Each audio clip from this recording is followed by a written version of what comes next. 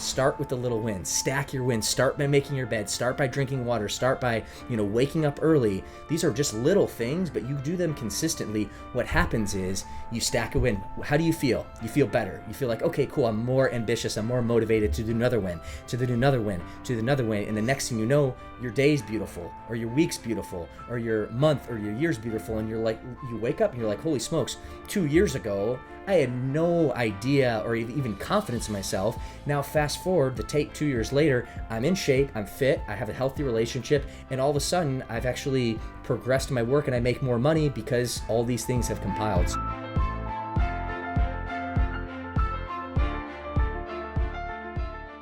What is going on, everybody? Welcome back, guys, to another amazing, and this week, what an incredible guest we have. What an amazing conversation, guys, we have here with us today. First off, I just want to welcome everybody here. If you are a new listener or subscriber to here, first off, just welcome to the Superhuman Life, guys. We're the only podcast in the world that is dedicated to helping men break free from the shackles of porn addiction and become the men that they were created to be through the power of faith and fitness. So if you're new here, guys, we want to welcome you to our world here. But for those of you that have been with us for a while, guys, I just want to thank you. As a recording of this intro here, we're coming off the back end of our #1 downloaded week. We've been at this here. This is episode 106, guys. Over 2 years, we've been pumping out weekly episodes. And with the last week's episode 105, which if you guys haven't checked that one out with Chris McKenna yet, make sure to go back and listen to that. If you're a parent or if you have parents or if you have young people in your life, very important conversation. But I just want to thank everybody out there because we have hit a massive milestone with some of our downloads and some of our listens. And we wouldn't be here if it weren't for you. So we just want to thank you for everybody that's out there, whether you're tuning in weekly, whether you're watching us on YouTube, leaving the ratings, reviews.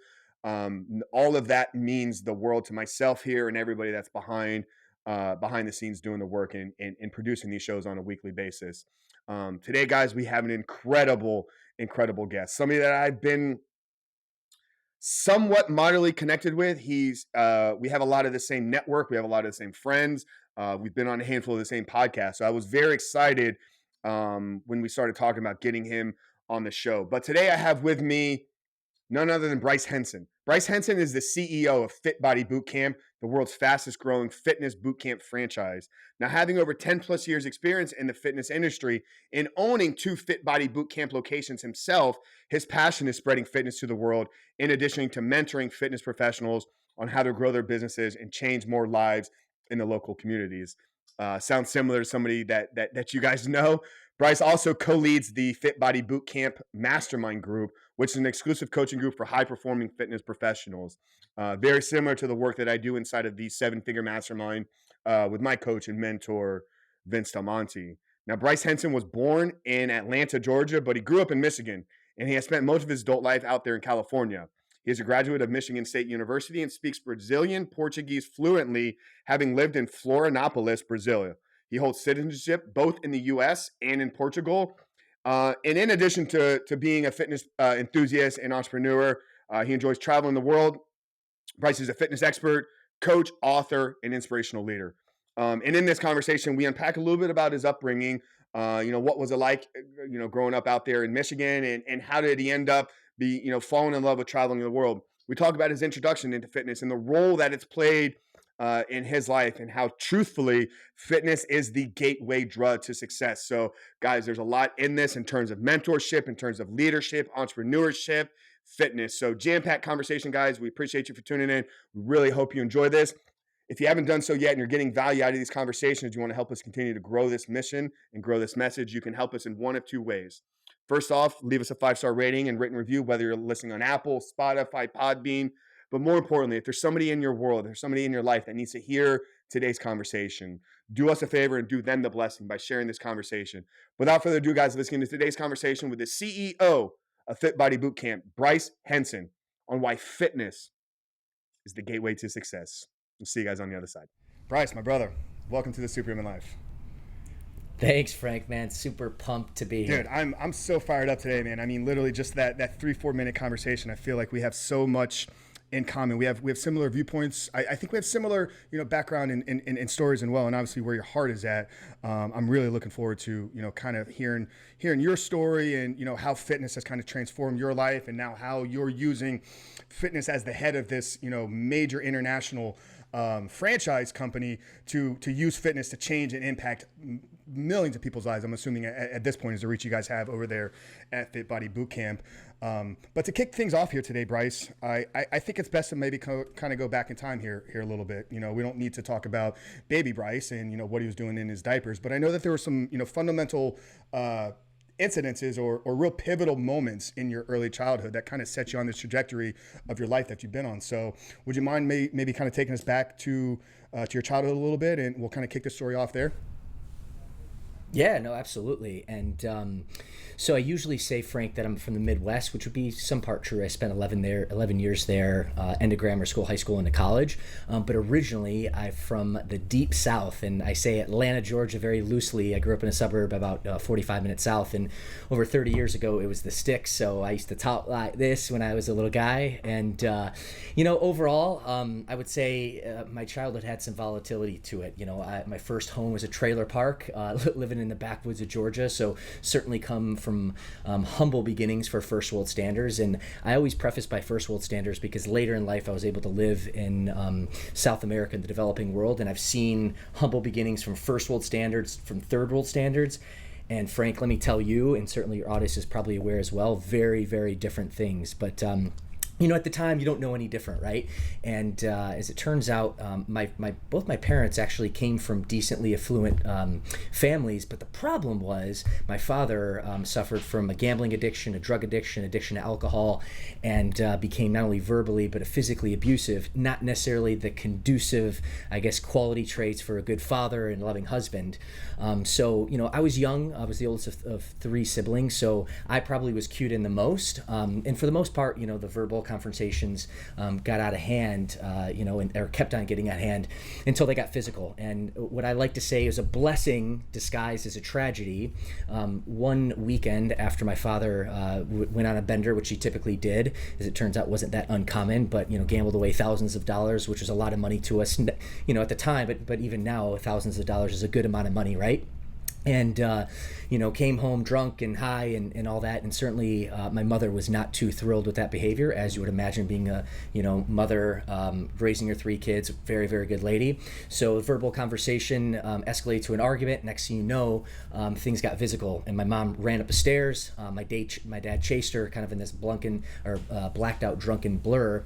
And next thing you know, my mom hit the hit the bed on her back. My dad was strangling over her, and by the grace of God, she slipped his grip, knees hit the ground, rushed out of that room. My sister was naked outside the room. My brother and I were outside the house.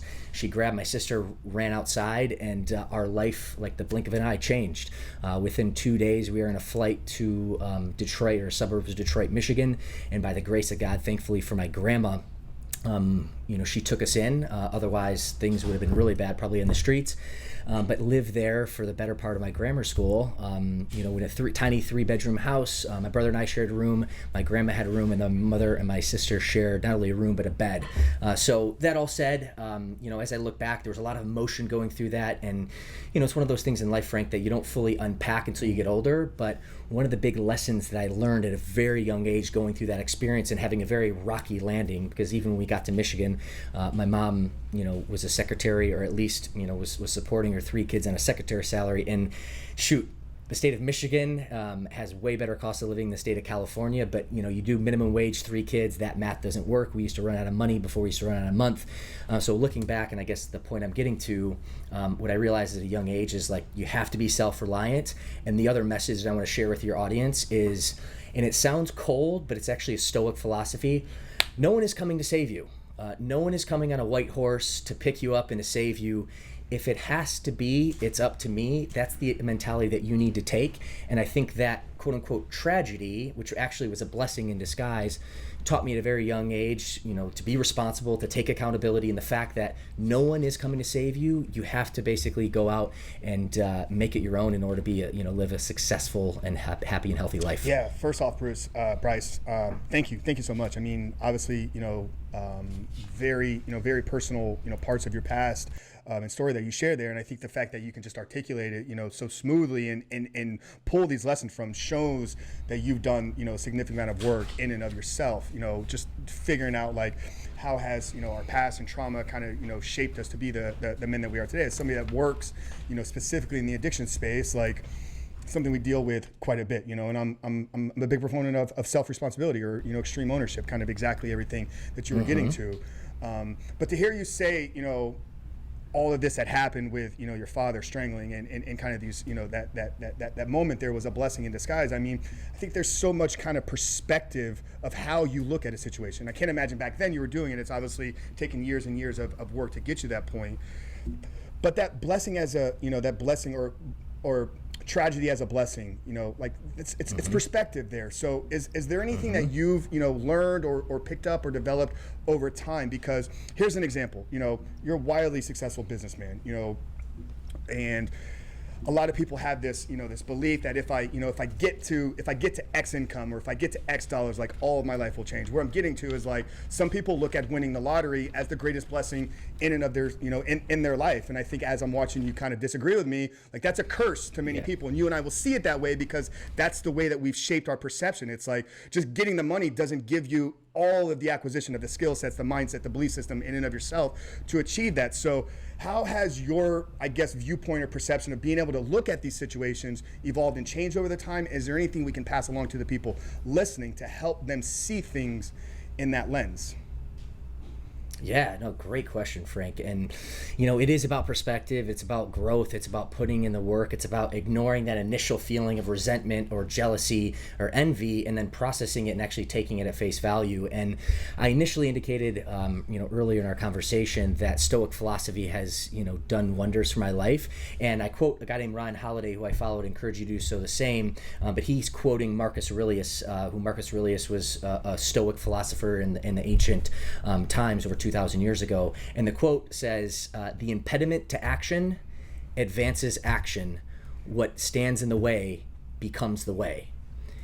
And it took me a while to actually wrap my head around that. But really what he means by that is if you want to lead a successful life, if you want to take ownership and be responsible and achieve this success, you have to take anything that comes in your way and don't view it as adversity. Don't view it as an obstacle. Don't view it as woe is me.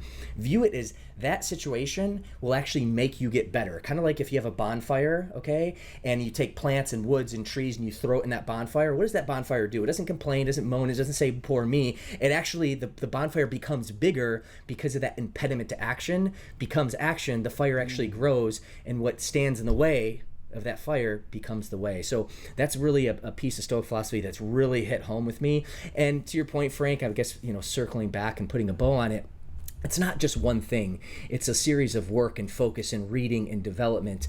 So as my mentor and business partner says, Bedros Keuilian, we call him B, it's not a light switch on and off, it's a dimming switch. So for your audience there, if you don't possess that mentality, if you haven't taken personal responsibility, if you don't act in a way Stoic philosophers do to take extreme ownership, it's not all lost, okay? It's probably not going to happen overnight, but it's one step in front of the other. It's one action in front of the next, and you look back in a period of 2, 5, 10 years, and holy smokes, how much have you grown? And that's really the message I want to share with you and your audience today. Yeah, no, that's amazing. Big fan of Ryan Holiday. We've talked about Stoicism quite a bit here on the show, and obviously Bedros is somebody that I've quoted dozens of times as he has been an influence, indirectly and directly over the years for me.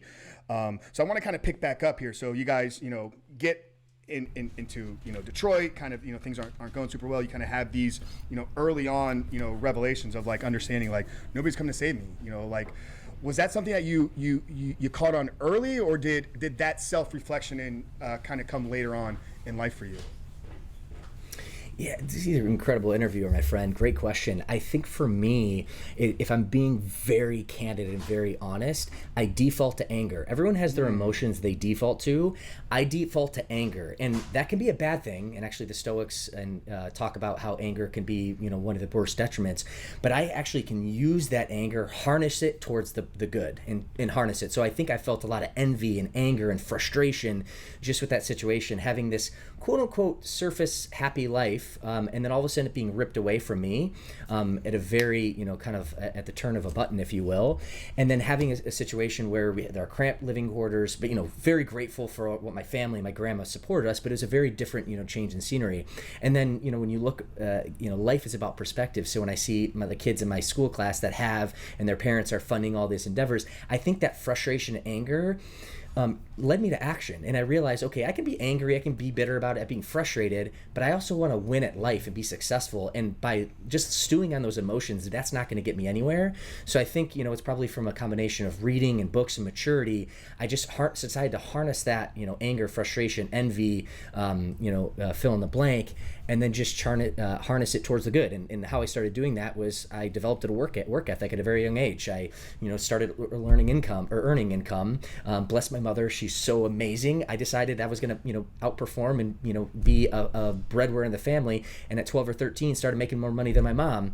And I figured out how to do that through just being creative and taking action in a variety of ways. So I think, what I'm trying to say is it's about taking what's happened to you and turning it towards the positive. And that's been an evolution. And Frank, I still am working on it today, my friend. Yeah. Was that innate, like that, need to maybe become the man of the house? Like, like clearly, like you weren't aware of it, but subconsciously, like knowing what we know about humans here, like that missing of that kind of masculine energy and the presence of a male figure in the home. Did you kind of innately think like, okay, I got to go out and help take care of mom and start to learn to make this income, or was that picked up somewhere along the way? Yeah, great question. I honestly think for me, and there's a lot of things that I don't have skill sets on, that I'm really weak at, and things that don't come innate to me. However, I think leadership principles in general, and it probably because from that situation. Also, I have 2 younger siblings, and for whatever reason, Frank, I always had this felt this duty, obligation, responsibility to take care of my siblings, be a provider, help my mom, just be of service and add value. So for me, that came innately, that feeling, but that's where the work then began. Just because you have that feeling, you have to take action on it. So I feel lucky and grateful in some ways, but then in some ways, like other things like, marketing and, other aspects of business don't actually come innate to me. And I really lean hard on my mentees and the people that I work with to kind of pick up those skills. But to follow back on your initial question, that came innate and then the action followed. Yeah. So did you have mentors back then, or were you, were you into books, even going back, 20 plus years ago? Like, where were you learning and acquiring these skill sets? Well, I had a few. I picked up a soccer coach a couple years after landing, because I wanted to be athletic and was a pretty active guy, high energy. So my coach Steve really impacted a lot of the ways that I thought. In addition to my uncle Ed, and we were in a very struggling situation, very challenging situation, I would say financially, for about 7 years after that kind of big change. But my uncle Ed believed in education, so put us in a situation where we went to a good school, so kind of got educated very well, all things considered. So I think that really helped along the process. And then I picked this up from one of our franchisees, but it's so incredible. I like to say that I'm addicted to know. K-N-O-W. I'm addicted to knowing and knowledge. And what I mean by that is, I think when I was like 13 or 14, I first picked up my first book on investing, on the Motley Fool, and on how the stock market works, and how to dollar cost average. I picked up a book from Donald Trump called The Art of the Deal. I picked up a book called Rich Dad Poor Dad to learn about accounting and finances. So those were all I was 13, 14, 15 years old at the time. And I think a combination of a variety of things just kind of led me to taking more action, acquiring more knowledge, and then being able to learn how to be successful. Yeah, I love that addicted to know. Although I struggle with putting the word addiction in a positive lens, just because of the work and kind of the space that I'm in. But just like you, I've had this curiosity component my entire life. The need to seek answers and the need to know more. And I think that's why. If you look behind me, there's, hundreds and hundreds of books that have all been read, but that goes back, two decades plus. It was many of the same first ones that you read, the Rich Dad Poor Dad, the John Maxwell. I was very blessed to have people, have a mentor put Maxwell in my hand at a very, very young age. So let's kind of fast forward here a little bit, because you had mentioned, at the beginning intro there, that you'd lived abroad and you'd seen some other parts of the world, some third world country stuff. Where does that come into the story? Yeah, great increase. So when I was finishing up my senior year in college, I went to the study abroad fair, and I went to Michigan State University, and they really plant about studying abroad. It's the biggest public, I guess, study abroad program in the U.S. So I decided, as I was going to my senior year, I was looking at a few different programs, but I decided to enroll late. So as it turns out, by the time I actually went to the career fair and I only had 15 credits left, there was only 3 programs that I initially qualified for. One was Greece. The second was Argentina, and then the third was actually in Asia. It was a very brand new program in Hong Kong, Singapore, and Japan. And Frank, at the very onset, I was like, I'm going to Greece. If not, I'm going to Argentina. That sounds awesome. And that was actually my plan, although there were some intricacies with the problems with that plan, in the sense that the credits for those classes didn't transfer correctly. So I would have had to spend $2,000 or $3,000 extra on the program that what I actually needed. But as it turns out, this advertising in Asia program was brand new, and I was out with a buddy one evening, and I was talking about my dilemma, that I was excited to go, but I wasn't totally sold on going to Asia for the reasons that I listed. And he turned to me and he said, Bryce, can you ever imagine yourself going to Greece at some point in your life? And I was like, yeah, absolutely, which I've actually done. He's like, Bryce, have you ever consider yourself going to Argentina? And I was like, yeah, I think at some point that sounds really, interesting, like the Latin culture. And he's like, okay, well, as it turns out, I've done that. He's like, can you ever envision yourself, spending time in Hong Kong, Singapore, Japan? And I stopped back and I was like, I can't say that I probably will. And he's like, that's exactly what you want to do, because at least you'll be able to see something different, experience the world. And Frank, when I was 20 years old, I think in May of 2004, I put myself on a flight to Tokyo, Japan, like green as I could possibly have been. And that experience, just rocked my world. And I think it developed this cultural, this curiosity, this, inquisitiveness to learn and see other cultures. So that's what happened to me when I was 21, which ended up leading to an opportunity in California, how I moved. But really, to answer your direct question, because I want to kind of give the base there, when I got into a sales position right out of college from California, which for that study abroad program was a predecessor to, I ended up working for a company that had an awesome vacation package. So I had 2 months off a year that was paid, one September and then one during the holiday season. So there was a few of us. It was a young company at the time with some other sales rep. We started traveling around, and I ended up going to Rio de Janeiro in Christmas of 2008. And I know you're a Florida-based guy, but as I mentioned before, I spent 10 years in Michigan, so my Christmases were shoveling snow, cleaning up the house, which was absolutely miserable. So there I was in 2008, put myself on a flight to Rio de Janeiro for Christmas, and it actually just rocked my world. So I thought to myself, you know what? This is actually, this language, this culture really spoke to me. And in the back of my mind too, I was also always a big Kobe Bryant fan. And growing up, I thought it was really interesting. I'm not sure you probably are aware, but Kobe Bryant spoke fluent Italian. He lived in Italy for 6 years because his dad played in the European leagues. So I thought it was really cool that, at the end of the game, the Lakers would interview him, or all the American broadcasters, but then the Italian press would stay around and interview him in Italian. And I thought that was the coolest thing ever. So a combination of like having that Asian study abroad experience, having this kind of eye-opening, awesome experience in South America and Brazil, when I was, Christmas of 2008, and then having this intrigue of learning a language when I decided to move to the very south of Brazil, this island called Florianopolis, in 2010. I did that for 2 years, and it was absolutely a game changer in my life for many reasons that I'm happy to discuss.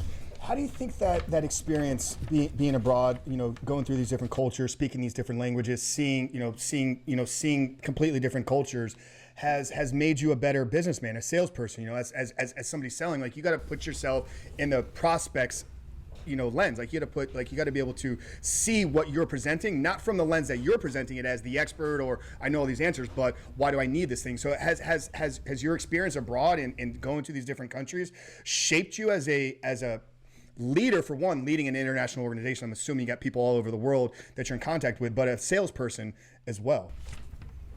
Yeah, both actually, Frank. And it's interesting.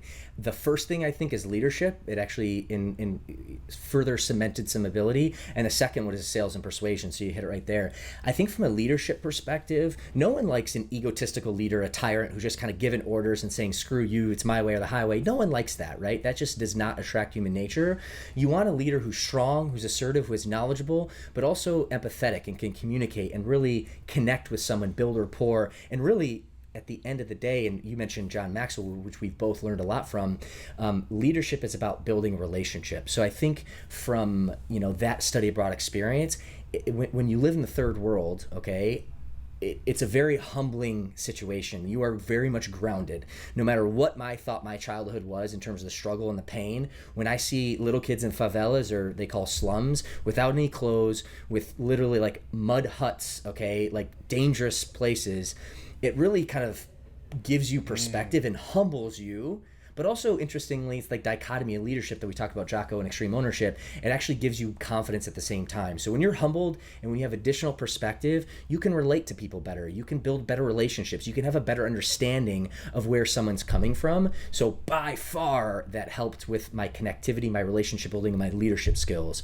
And then the second point, which you hit on, it really helped, my relatability with sales and persuasion, because sales and persuasion, you need to also build rapport. You need to build relationships. You need to connect. You need to talk to the audience or who you're speaking to. It can't always be about you. And the best salespeople, the best persuaders in the world, always look for win-wins, because if you do a win-win, you'll have repeat business. If you do a deal that's completely one-sided, ultimately that's great in the moment, but that does not serve either of you long-term. So I think for those two reasons, having that experience in the south of the world, and a very humbling but also very confidence-driving experience, like, shaped me, and I'm a way better man, I'm a way better professional, I'm a way better leader, and I'm a way better CEO because of it. Yeah, that's beautiful. I want to zero in on sales here a little bit. I know that's obviously a large part of what you do.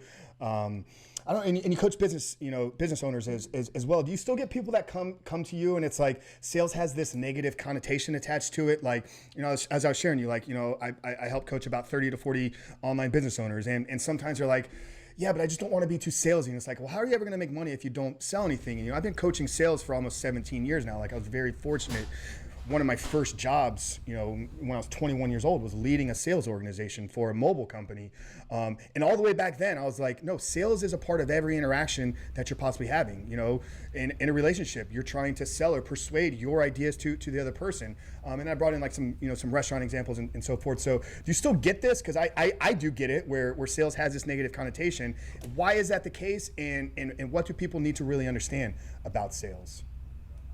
Yeah, absolutely. And Frank, I get it every single day. I actually lead our quarterly sales training, for our franchisees. And it's interesting. I ask the question every single time, who here loves sales and excited about sales? And like a quarter of the room puts their hand up. 75% are like, I'm terrified. I don't want to do this. I'm passionate. I love fitness, but I actually don't want to sell. And if you take a step back, I get it. It's uncomfortable. Like, you're creating friction. It is a challenging experience because you're putting yourself out there and you're subjecting yourself to rejection, and that's uncomfortable and that hurts. But just because of the pain does not mean the value isn't there. Frank, it's only your life. It's only your business, is what I tell my franchisees and the people that I'm training on. So if it's that important, you need to be able just to get comfortable being uncomfortable. It's kind of like working out. I'm a fitness pro. I've been a fitness professional for 14 years, since early 2007. I would be lying if I told you I loved every workout. I was like just like so excited when that alarm bell hits 4:15, let's go. Some days I am, but I would say most days I'm not.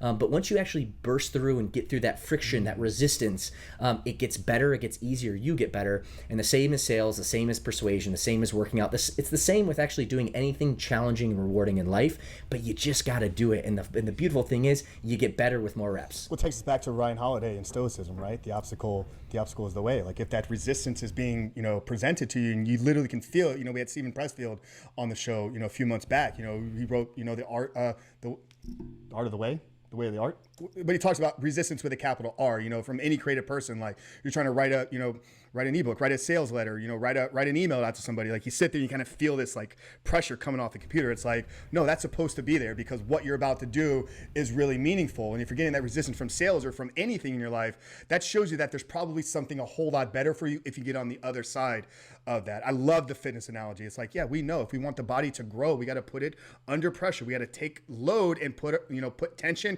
resistance through the muscle, break it down, refeed it, rest, recovery, and then it grows back stronger. It's not resistance load immediately, but love the process there. Totally. And even on that point, and we talked about it earlier, you talked about like winning the lottery. Like that sounds like an amazing thing. Well, we both know the stats. You actually are statistically more likely to lose all your money, go bankrupt, and have a disaster of a life if you win the lottery. And the problem is kind of using the fitness analogy, when you're like creating, muscle and working out and building, you're actually physically growing. So when, the 225, pound bench press or 300 pounds or whoever, is listening to your audience, you can really attack that. You're strong enough to lift it. But just say, for instance, you didn't do any training, okay? You didn't do any of that, and then you get on a bar of 350 pounds and try to push it up. That's not going to happen. And that's the same analogy of someone winning the lottery versus like earning income and developing that muscle memory and growth. So there's so many applications to it, and man, I love it. Growth is uncomfortable, but it's so vital to our fulfillment and our existence. Yeah. So let me kind of zero into your leadership mind here and kind of maybe unpack some mindset principles. Do you have anything, if a guy's out there like he just hasn't won, like it always feels like the things just don't turn his way. Maybe he similar incident to yours, maybe dad left, so he kind of grew up without a real masculine role model, didn't really have great influence, kind of petered his way through school, like got a minimum wage, kind of blue collar job, and it's like he doesn't have success with relationships.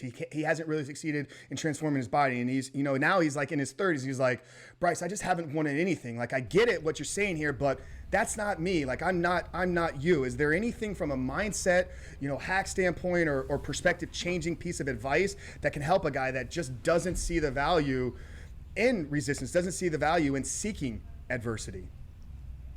Yeah. I mean, you got to seek adversity. If you don't, you're not going to, live the life that you are destined to live. So, from that perspective, I think first and foremost, there is nothing special about me. I come from humble beginnings. I am average at anything, average size, average height. I don't have a body that just stacks on muscle. I don't think I'm overly intelligent. I just have a work ethic, a passion, and a desire to get better. That is the only thing that is exceptional about me. Everything else is average. So, for your audience, for someone who's listening, it's like, I'm average. I can't do this. Holy smokes, this is unattainable. I'm here to say it is attainable, but you have to take action. It starts with baby steps. So stacking wins. And there's a famous podcast or a video, I forget the Navy SEAL, who's like a general, who gave the commencement to University of Texas about making your bed. And let's see here, Jordan Peterson, who I'm sure you follow him as well, or at least read some of his content. He just came out with a book a few years back called The 12 Laws for Life, or something along those 12 Rules of Life. There you go. And one of them was, make your bed. And there's an analogy, but really what it was is, how are you going to achieve anything if you can't actually do the little things right? So wake up in the morning, make your bed. That's a stacked win, okay? Promise yourself you're going to drink some water to get your blood going. Okay, make it easy for yourself. Actually, grab, if for you viewers watching this, grab your water bottle the night before, fill it up, so that way when you wake up in the alarm clock, boom, you can slam it. There, you've woken up, you've drinking your water, you've made your bed. From there, commit to a workout routine, okay? You don't have to become this like incredible bodybuilder overnight, but commit to yourself 3 times a week. I'm going to do this. So Frank, I don't have this silver bullet, the magic answer. What I'm here to tell you, at least what's worked for really me, is start with the little wins. Stack your wins. Start by making your bed. Start by drinking water. Start by waking up early. These are just little things, but you do them consistently. What happens is you stack a win. How do you feel? You feel better. You feel like, okay, cool, I'm more ambitious, I'm more motivated to do another win, to do another win, to do another win. And the next thing you know, your day's beautiful, or your week's beautiful, or your month or your year's beautiful. And you're like, you wake up and you're like, holy smokes, 2 years ago, I had no idea or even confidence in myself. Now fast forward the tape 2 years later, I'm in shape, I'm fit, I have a healthy relationship, and all of a sudden I've actually progressed in my work and I make more money because all these things have compiled. So that's really what it all comes down to, stacking wins over the long term with consistency. Yeah, it's like your partner in, Pedro says all the time, how you do one thing is how you do everything. I wasn't looking for a magic flip of a switch or a blue pill that you can just change or just swallow and like your whole world changes. Like, I think the message that you shared there is exactly what we believe in here. Like, personal responsibility, as somebody that helps guys with, real compulsive behaviors. Like cell phone's a major thing. Like I haven't taken my cell phone in my bedroom for like 3 years. For one, because it's not going to do me any good, like laying in bed, scrolling social media, but it also forces me to, once the alarm goes off in the morning, my feet have to hit the ground. They have to hit the ground because I got to go walk over and turn the alarm off because it's in a different room. I'm just going to let it keep playing. But then, it's make the bed. And it's in the act of making the bed and acknowledging yourself that you're doing something that is moving you closer to the person that you want to be, that we know how neuroscience works. The brain will actually release hits of dopamine because dopamine is a chemical that's dripped when you're in the pursuit of goals that you've created for yourself. So there's real science back behind what you're sharing here. It's like stack a win, stack a win, stack a win. To over time, it's James Clear talked about in Atomic Habits, you become that person. It's not just you develop this habit, but you become the person that makes his bed every morning. You become the person that drinks the water. You become the person that seeks the adversity. There's a real identity change that takes place there. Yeah, absolutely. And you touched on it a few times, and I'm very I guess in awe and a big fan of your work on addiction and just growth and helping men overcome some of these obstacles. To give you an example, okay, because we're talking about Bryce, the fitness guy, the business guy, all that. On the other realm, I actually am a recovering alcoholic. It's not something I'm excited to share the world, but that's the reality of the situation. And it's interesting. I'll kind of story tell a little bit to a point where it was like I hit my lowest of lows when it came to alcohol. As it turns out, I started drinking when I was 16 or 17, just in college, kind of recreational, and nothing over the top. But then things, I started drinking more. And ironically, I think I started drinking about 3 or 4 times a night during college, and that actually waned down. I got actually smaller in terms of frequency into my late 20s and early 30s, but it actually became more severe. Once I started taking a drink, I don't have the ability to stop. So about just over 5 years ago, like a very challenging, tragic situation happened to me with a family member that was going through this, and I went home and I had this aha moment, and I felt like I couldn't get my alcohol under control. I felt like rock bottom, even though in many contexts, if you're looking my life from a different perspective, you would think I had it all together. In some ways I did, but there's in other serious ways I didn't, including my addiction to alcohol. And I thought to myself, there's no way. Like I tried to stop drinking a few handfuls of times, but I couldn't get more than 1 month or 2 months at max. And talking about the obstacle comes the way, one of the most severe, painful situation when one of my dear family members, a lot of things were ripped from her. And I had this aha moment that, hey, people can forgive criminals in life, but they will never forget hypocrites, and for good reason. So if I'm trying to uplift myself and be the way for a dear family member, I actually need to take the first action. And being honest with you, Frank, I looked at myself and I was like, I can't do this. Like drinking more than going 6 months, that's like impossible, right? And I don't have everything figured out, but assuming that I don't drink for the next 30 days, I'll celebrate my 5-year anniversary of abstaining from alcohol. And that's just one classic example of having this aha moment, then realizing, okay, I needed help. I'm going to go to a support group. I went to 1 meeting, which then turned into 2, which then turned into a month, which then turned to 6 months, which turned into a year. And I'm still active, member of this coaching group, which is very well known. But again, going back to the point, it starts with one step, stacking a win, and that's the recipe for success. Bryce, thank you. Thank you for sharing that. I think that shows something that you mentioned, 10 minutes ago, maybe. Like,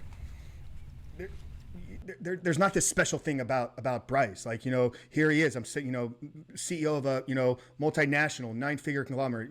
Wildly successful businessman. We haven't gotten to some of the fitness stuff and some of the other impact that you're having there, but the fact that you were willing to open up and share your struggle and the fact that it was just a handful of years ago while you were still having all of this success, I think that in and of itself just shows like none of us are perfect. We're all working through our own issues. We're all learning and uncovering more. And all I'm trying to do here with this show, I don't have all the answers figured out. Like this podcast has evolved over the 2.5 years of having it because it's a journey that I'm going on. So things that I'm interested in, I'm bringing to the audience. But I really respect you, Bryce, for sharing that. Thank you so much.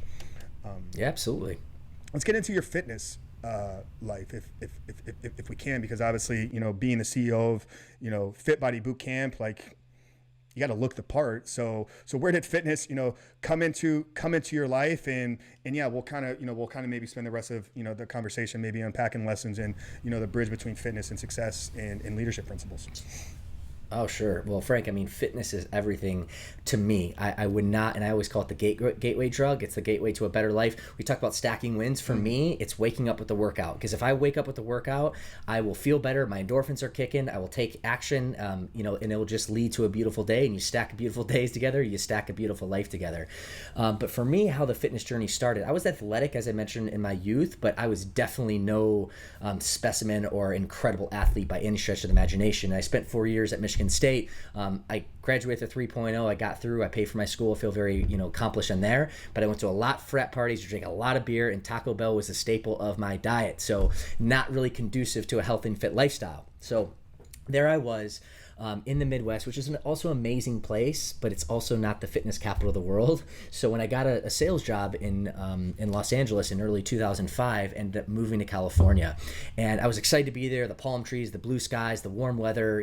Who wouldn't love the idea of living in LA, especially when you're 21 years old? But Frank, I had a lot more down days than I did good, if I'm being honest with you. I was, 2,000 or 3,000 miles away from home. I had very little professional skills. I was not fit. I wasn't an obese guy, but I was 20 pounds overweight. I had very little muscle in my frame. I didn't have any confidence, enthusiasm, or energy, at least what I do now. And so I lived that way for probably the first 18 months. And I had many days where I was like, oh, am I going to move back? Or this isn't working out? Or what am I going to do? And a fortuitous situation happened to me. One of my very dear friends to this day, his name's Adam, who was not on the cover of Men's Health, but he could have been. He was a really fit guy. He just had this energy, this vibrance. All the girls loved him in college. I really looked up to that. And he ended up moving to Southern California, and we both needed roommates to kind of help, with the cost of living. And so we ended up rooming together. And it took me about 3 months before I finally mustered up enough courage to humble myself and be like, hey, Adam, I really look up to what you do, the lifestyle you live, the fit life. Can you show me how to be fit like you are? And he looked at me, he's like, Bryce, I can, but on one condition. As you know, throughout college, dozens of guys have always asked me, how to get fit, and they always make a false start. They, join me for a week and then they quit. I will teach you, but for 90 days, you need to do everything that I tell you. And after 90 days, you can quit. And I said, all right, my friend, let's go. And that very next Monday, we took to the gym and we started training 4 times a week. And he introduced me to lifting weights and circuit training and clean nutrition.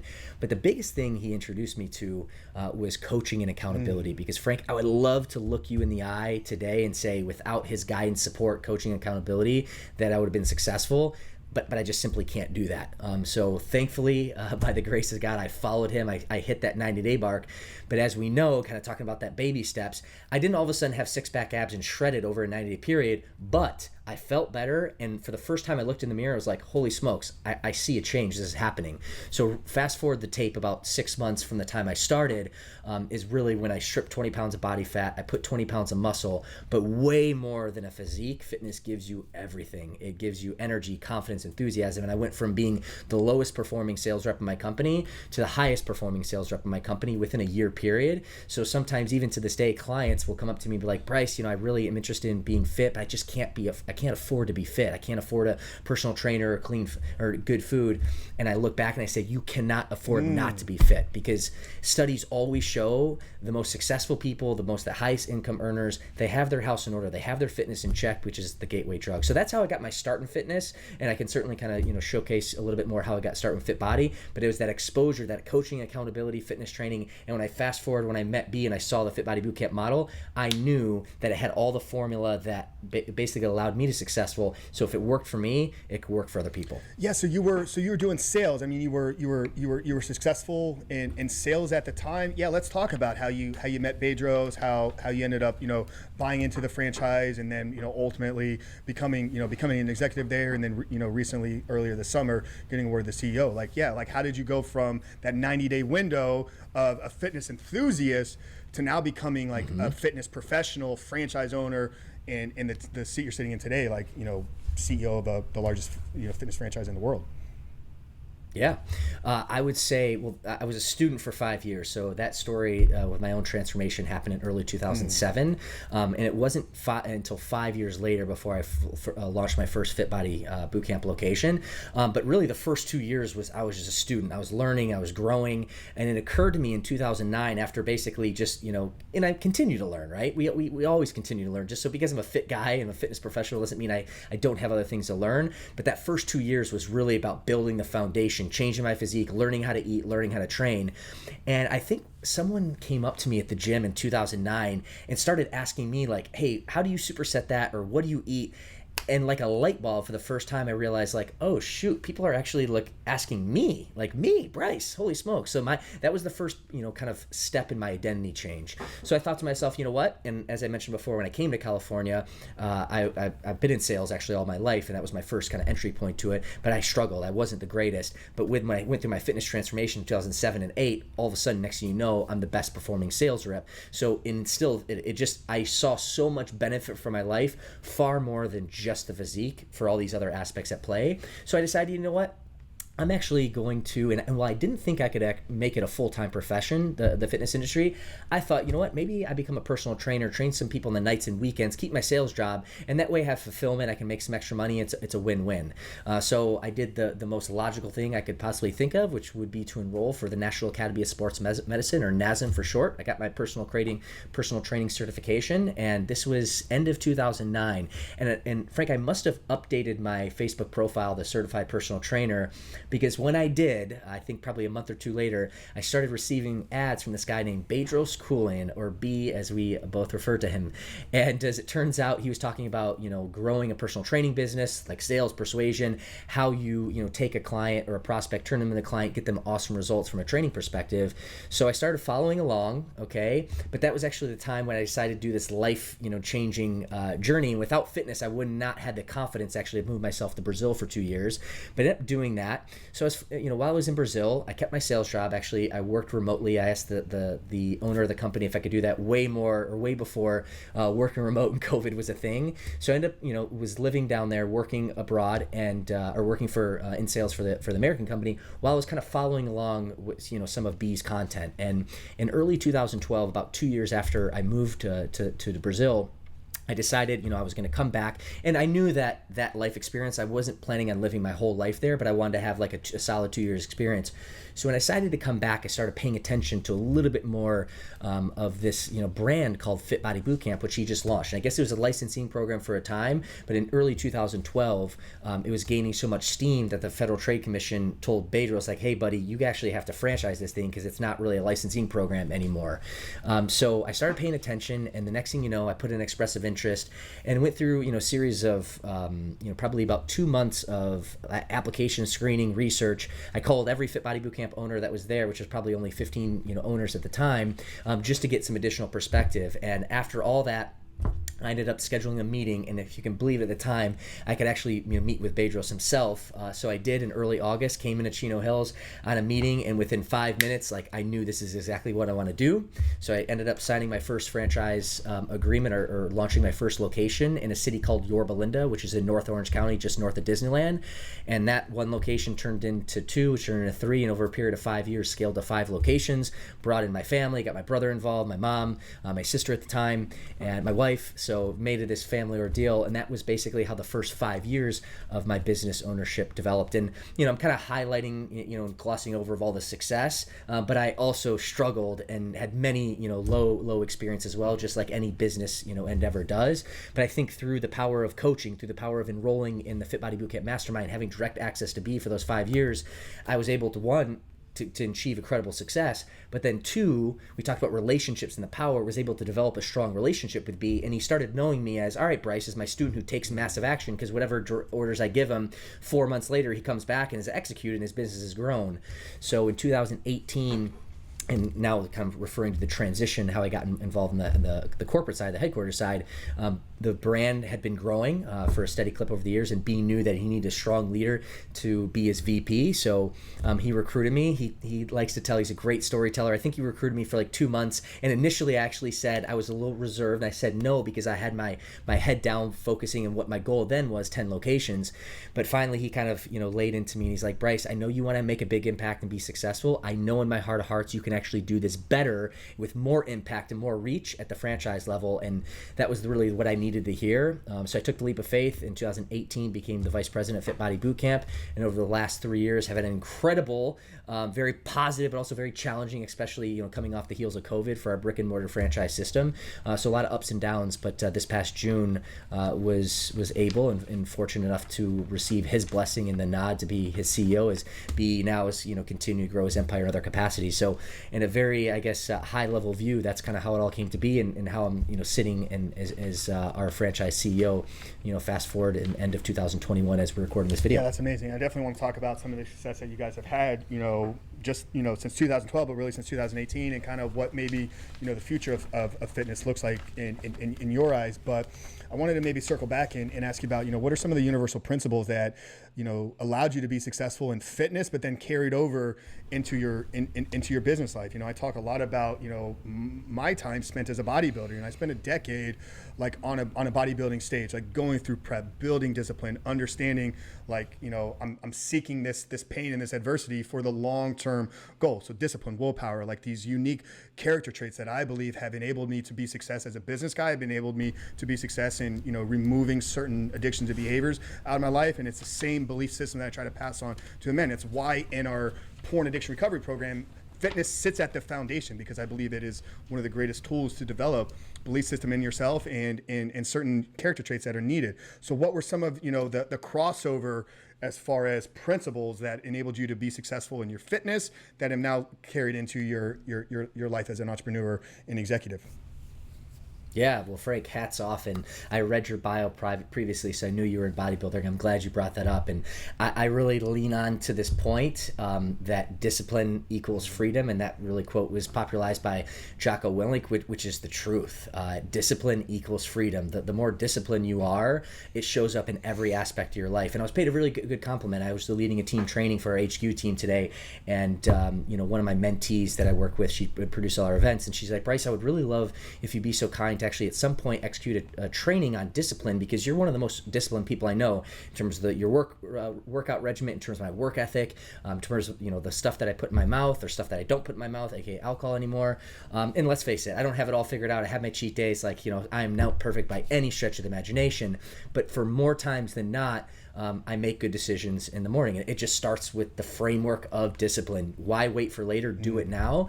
And then also just creates, more action. So I think that's a foundational principle that has really guided me and really, transverse both planes.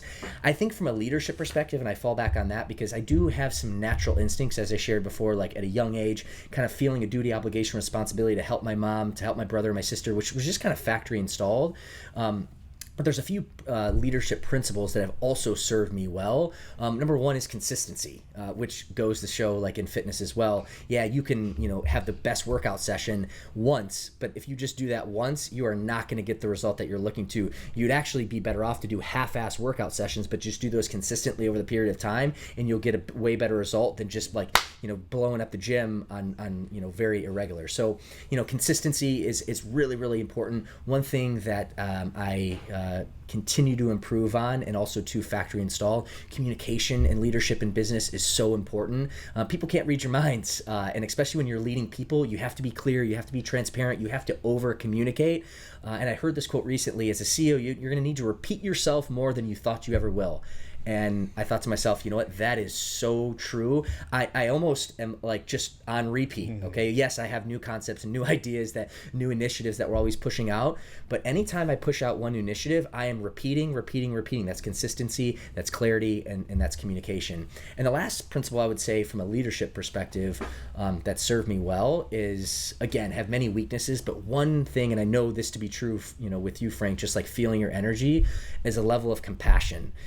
I feel for whatever reason, and maybe sometimes to my own fault and detriment, but I'm a very compassionate person. I have a high degree of empathy, and I think it's probably and Frank, I don't know your full story as well, but my understanding, my guess would be sometimes the people that were hurt the most actually, develop the biggest heart, because of that. And you can go one of two ways. You can go off the deep end in a very negative way, but the people that rise up and the people that were hurt, that went through trauma, and that can actually process that trauma, you create like a deep sense of care and compassion. And I think that principle has really helped me, in both, not necessarily fitness, but definitely in leadership and business and in life. Yeah, I think there's so much there. And I'm glad you kind of added that caveat at the end. It's like, the ones that have been hurt but have healed and processed it. Like if you're still struggling with the hurt, like you're probably not going to have a lot of compassion for others because, depending on how long it's been there, like you may still be struggling with victim mindset. Why is this happening to me? But once you realize that nobody is coming to save you, you do need to be self-reliant, and the obstacle is the way. It's like you've kind of felt like you kind of unlocked like the secret key to adversity, or the secret key to suffering is like responsibility. Like if you're suffering in life, take the responsibility, figure out how you have been the cause of this suffering. And once you know that and you've experienced and played it out in your life, it's like, yeah, I just want to get this into every person's hands that needs it, whether it's through this platform or through the podcast or through the YouTube or the coaching or whatever it is, just a conversation with somebody. It's like, I always want to know like how I can help and serve. I want to ask you how your life or perspective on business has changed since transitioning from, full-time entrepreneur, franchise owner, business owner, to now playing more of a role. I guess maybe you view yourself as an entrepreneur, like the entrepreneur mindset inside of a company and organization. So how's your view on business or life in general changed since you made that switch a couple of years ago? Yeah, and that's a great kind of segue, because I actually view myself both. I'm an entrepreneur and an entrepreneur. And I think it's actually been a superpower, and probably one of the key reasons that B recruited me, but also I've been able to flourish and excel under the organization that he initially founded. Because first and foremost, I always say I'm a FitBody client first and foremost. Like I get my 3 workouts a week. I still do training on the side. I do one-day yoga because my flexibility is the weakest part of my fitness, which I'm working on, bettering. I run a few miles every day. I lift weights a couple times a week as well, but I'm a FitBody Bootcamp client first and foremost, and I think that's important because I see it from the end user experience. I'm also an owner, so I understand what the caveats and intricacies of owning a business and being that full-on entrepreneur. I'm also a multi-location owner, which is there's definite differences from owning one location then all of a sudden kind of dividing and conquering and having multiple units, and then now working with our organization on our corporate team and our leadership team, having that visibility, quote unquote, being an employee. Okay, but also having visibility across the way. So I think it's helped me exponentially. It's challenging. I always kind of like say, as I touch my hat, I have to wear a lot of different hats, and I think we all do in business and in life, but probably me to a higher degree just because of the current situation that I'm in. But I think it's benefited me. Sometimes I have to take a step back and kind of really think this through, take a deep breath.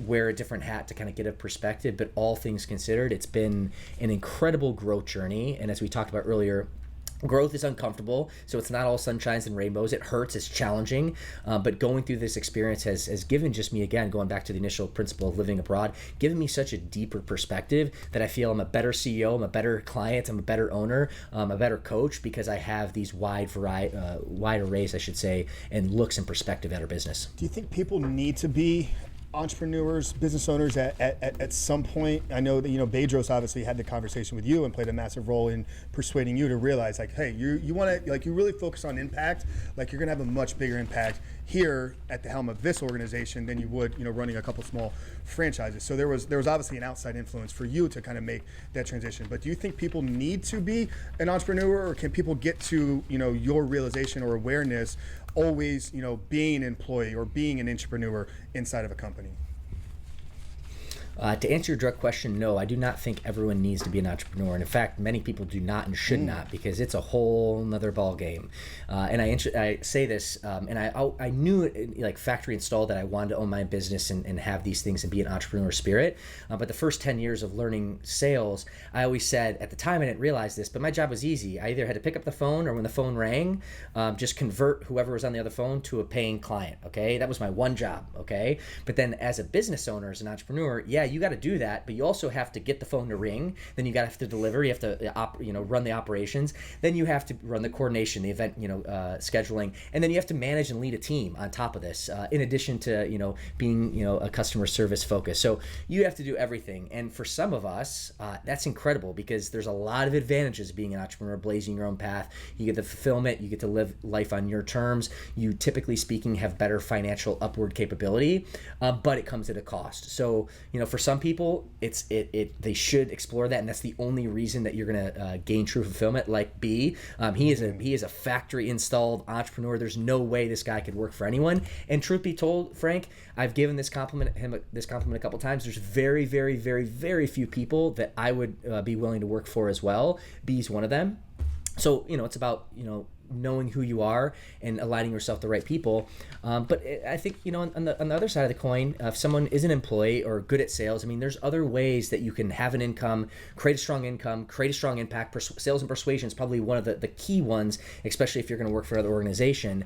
So no, I don't think, I think there's value in a few different angles, and you just got to do you. What does your heart call you to do, okay? And then take action against it. And I think that's a guiding philosophy and principle that served me well. And I know that's not very a black and white answer, especially for all you analytical people out there, which I have a lot of love and respect and help me build this business when I'm looking for data. But sometimes it's your gut, and you just got to follow your heart and your drive.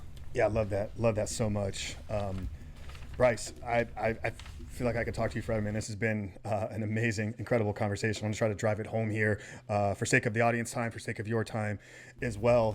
We've been talking a lot about, Fit Body Bootcamp. Maybe, in short, we'll talk about it in the intro a little bit. Like, you mentioned 15 locations back in 2012. Then you kind of came on at 2018. Where does the organization kind of stand today? Feel free to, brag a little bit about what you guys are doing and share as much as you can. So yeah, what is the real impact that Fit Body Bootcamp is having? And what do you see the future of, brick and mortar fitness looking like? Obviously, the world got flipped upside down, on its head last year. And I know you guys made some pivots and were able to, keep things afloat. So yeah, just kind of personally, like, what do you kind of see the future looking like for brick and mortar? But first, yeah, tell us about, FBBC and what you guys are doing over there. Yeah, totally. Well, our mission forward-facing, our big global impact is to inspire fitness and change lives. And you talked about it in your, addiction program. It's the cornerstone of someone's life. So fitness has had a huge touch on everyone in an organization, and that's really what we're called to do. We feel blessed. We've had, I think Bedros and I were at a conference, a IFA conference, or International Franchise Association conference, which Gary Vaynerchuk was the keynote a few years back, and less than 1% of franchises hit 100 locations, and we surpassed that, in the first, few years. So, we have hundreds of locations spread out in North America. We're 90% focused in the US, 10% Canada. COVID wasn't kind, especially with our model, the fitness industry. I read a study, I think 44% of jobs across like the fitness industry in North America vanished last year. But we were able to, to kind of string together, pivot very quickly, adopt a hybrid model. We trained our franchisees on how to have them coach their clients through Zoom virtual to keep their, business afloat. So, it's been definitely quite a ride over the last year and a half, but we're actually stronger for it. And, I think our impact, we're just scratching the surface. And, to your point about where I see the industry going, definitely we've learned a lot and we've pivoted and we've, had to adopt. I definitely think there's a hybrid, online coaching will continue. There's a platform for that. I think there's also going to be a hybrid model as well. But really our bread and butter focus here at Fit Body Bootcamp is like live in-person experiences. And I think that's really, really powerful. And the reason that we've gone that way, especially human nature, if you play at it, we are tribal beings. We are connected beings. Like we need each other. Like Frank, I'm enjoying this conversation because, dude, I love your energy. I love your enthusiasm. I love your spirit. And us humans, we attract, we need that. Isolation is one of the cruelest forms of torture ever, right? So from that perspective we really will continue to go all in on our core, which is live in-person training, because it gets the best results, it creates the best community. But I see not only Fit Body Bootcamp, but the industry, continue to be open to pivot to some hybrid, to continued online coaching. But I think that, to kind of put a bow on this, especially if your audience is interested, whether it's fitness or any industry, you can't ignore technology. You have to embrace technology. Technology is the wave of our future. It's only getting better, okay? It's only getting faster. We're only going to adopt it more. However, you can never forget that the person at the other end of that technology is a human being just like you. So that connectivity, that relationship just cannot fade. And whether that's in the fitness industry, whether it's in any other business, you are, my friends, in the people business and the relationship business, and first and foremost. So embrace technology, but don't ever lose sight that you are working with people, and we need connection and connectivity. No, absolutely. Love that so much. And I think it obviously rings true to, not to take this back to addiction once again, but it is the lens at which I see 90% of the world through. Addiction feeds itself in isolation. So everybody out there is struggling to make progress, maybe not struggling with an addiction, but just to actually make progress. We talked about mentors, we talked about needing community, we talked about needing people around us to lift us up, to hold us accountable. All of that happens inside of a Fit Body Bootcamp location. So if people are maybe interested in searching and finding you guys, maybe seeing if there's one in their local city or town, where can people find out more about FBBC, and then you as well? Where are you kind of hanging out online if you're a social guy anywhere, and then where can people learn more about just Bryce the individual? And then we'll wrap it up here. We have one last question we like to end every episode with. Absolutely. The easiest way, and just to kind of make it easier for your audience, on all my social, is Real Bryce Henson. So not to be confused with fake Bryce Henson, it's Real Bryce Henson is my social across all platforms, specifically Facebook, Instagram, and LinkedIn. And then if you go to realbrycehenson.com, you'll find my website. And if you click on coaching, if you're interested in joining a Fit Body Bootcamp, just click on fitness coaching. And if you're interested potentially opening your own Fit Body Bootcamp franchise and business, and taking your passion for entrepreneurship and business and being in business for yourself but not by yourself, and considering to explore the brand, just click on the business coaching. But you can find the coaching tab at my website, realbrycehenson.com, and that's the best way to connect with me and also learn more about our offering here at Fit Body Bootcamp. Got it. Yeah, guys, and we'll get all that plugged down there in the description or in the show notes there below. So as we kind of bring it home here today, once again, Bryce, I really enjoyed this conversation. It's just flowed so naturally. We'd like to end with this last question. So obviously the title of the show is The Superhuman Life. I've talked about it here kind of throughout the conversation. Everything we're doing today is kind of a result of this kind of own, journey that I've been on for these last couple of years. But when I talk about living a superhuman life, for me, Bryce, it's a way that I kind of see the world, or a way that I try to show up every single day. And it's coming from the belief or understanding that I do believe that we were created for a very specific purpose. And I've heard you talk about, factory install, and I'm kind of curious where you take this answer. So the belief that we all have a purpose or a calling on our life, but secondly, that it's our job to kind of bring that to life. And that's where kind of the fitness comes into play, like developing your body, harnessing and unlocking these skills that were given to you. So when I talk about living a superhuman life, it's understanding that you're walking in your purpose, and then you're taking action every single day to create this superhuman life. So that's what I like to define it as, but I like to end every single episode here with getting a guest take on it. So Bryce Henson, as we bring today to a close, how would you define living a superhuman life? Ooh, I love it, my friend. One, before I hit that question, I definitely agree in the sense that I think your purpose is developed. For some of us, it is factory installed. We got lucky. I'm not one of those people. So it's a matter of taking one step in front of the other. And also, what I've learned in my equation of purpose is, first, go to pain. Your pain will actually give you answers. So dive into your pain, which will develop a passion, and that will actually ultimately develop your purpose. So for me, that's the best place to look on how to develop that. First start with pain, then develop your passion and purpose. And I think living a superhuman life, and this goes back to my centeredness on Stoic philosophy, you are not in charge of the result. The outcome is not up to you. Okay, and I think that's a good analogy in business, in athletics, and in life. However, you can influence that. And I think for me, living a superhuman life, when I look back on my last day on this planet, and I hope it's many years in the future, but it could be today or tomorrow, we just don't know that. I want to look back and say, I gave everything that I possibly could to better myself, to better my family, to better community. And because Bryce Henson lived on this earth, things got better. Things were better. And for me, that would be my definition on how to really describe your beautiful mission, your beautiful purpose, and your beautiful podcast, my friend. Love that, brother. And, speaking just for myself here, but I'm sure a lot of the audience feels the same way. We do too hope that it's long time away, because we love the work that you're doing. So I just want to acknowledge you, Bryce, for everything that you're doing with Fit Body Bootcamp, for everything that you're doing with your work and just your heart and your mission to serve the world through fitness and passion. So thank you, brother, for your time here. Guys, if you enjoyed today's conversation and you found value in this, you can help and support this mission in one of two ways. First off, Help us continue to grow and get this in front of more people's eyes and ears by leaving us a 5-star rating and written reviews. Whether you're listening on Apple, Spotify, Podbean, wherever you're listening to, those 5-star ratings and reviews go a long, long way. But more importantly, if something that was shared here today is going to ring true with somebody that's in your life and you know they need to hear this conversation, do us a favor and do them the blessing of sharing this conversation with them. But for Bryce Henson from Fit Body Bootcamp, Frank Rich, we love you guys. We'll see you next week.